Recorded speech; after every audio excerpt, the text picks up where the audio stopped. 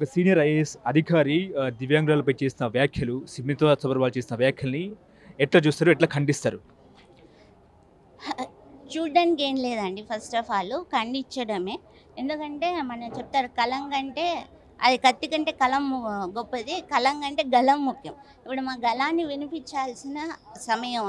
ఎందుకంటే స్వతంత్రం వచ్చి 75 ఏళ్ళు అయిన తర్వాత 40 ఏళ్ళకి మేము మా యాక్ట్ని సాధించుకున్నాం. అది వచ్చి ఇంప్లిమెంటేషన్స్ అయ్యి మొన్ననే మాకు 2016 యాక్ట్ వచ్చి కోటాలు మాకంటూ ఒక గౌరవం, కొన్ని హోదాలు కల్పిస్తుంది చట్టం అనేది.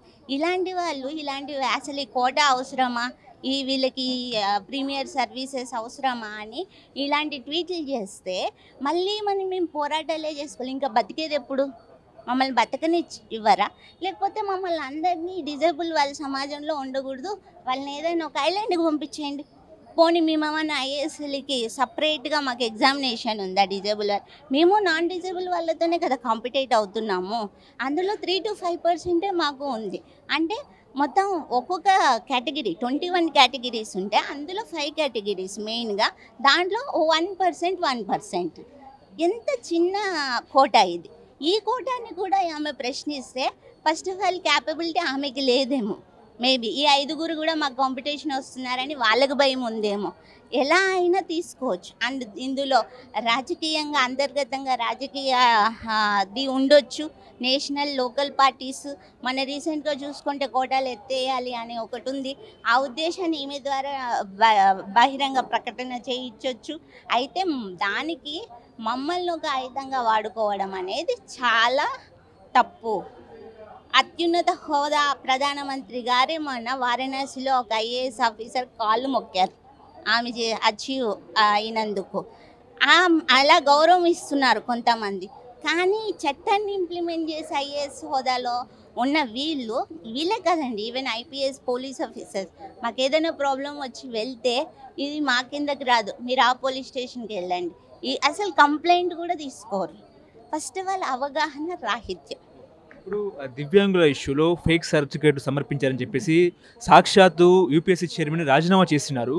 ఈ ఇష్యూ అసలు ఏంటంటే ఆ ఫేక్ సర్టిఫికేట్లో ఆమె సబ్మిట్ చేసింది. అయితే దానికి సెలెక్షన్ కమిటీ అనేది ఒకటి ఉంది. వాళ్ళ లోపాలు కదా అవి. అది డిజబిలిటీకి కోటాకి సంబంధించిన విషయం కాదు. ఆ కమిషన్ ఏదైతే ఉంది అందులో పనిచేసే వ్యక్తి ఆయన పదవీ కాలం అయిపోయినా కూడా ఇంకా కొనసాగుతూ ఉన్నప్పుడు అవినీతికి పాల్పడుతున్నది వాళ్ళు. ఈ అవినీతి బయటపడినందుకు ఆయన రాజీనామా చేశాడు ఇమీడియట్గా. అంటే వాళ్ళు డైరెక్ట్గా ఏంటి చెప్తున్నారు, మేము చేసాము తప్పు, ఆయన ఒప్పుకొని భయపడి రాజీనామా చేశాడు.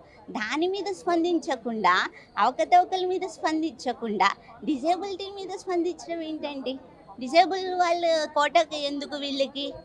అది కూడా డైరెక్ట్ స్టేట్మెంట్లో. ఒక పైలట్గా మీరు తీసుకుంటారా? ఒక డిజేబుల్ సర్జన్తో ఆపరేషన్ చేయించుకుంటారా? ఈ కోట అవసరమా? ఇప్పుడు మీరు స్మితా సబర్వాల్ నుంచి క్షమాపణ కోరుతారా లేకపోతే ఏంటి? యాక్చువల్లీ మేము క్షమాపణ కోరుతున్నాము. అలాగే ఆమె మీద ప్రభుత్వం యాక్షన్ కూడా తీసుకోవాలి. ఎందుకంటే రేపటి రోజున ఎవరైనా ఇలాంటి వ్యాఖ్యలు చేయాలంటే కాస్త ముందు వెనక ఆలోచించుకోవాలి. ఇది మా ఆత్మగౌరవ సంబంధించిన క్వశ్చన్ కాబట్టి మేము తగ్గం.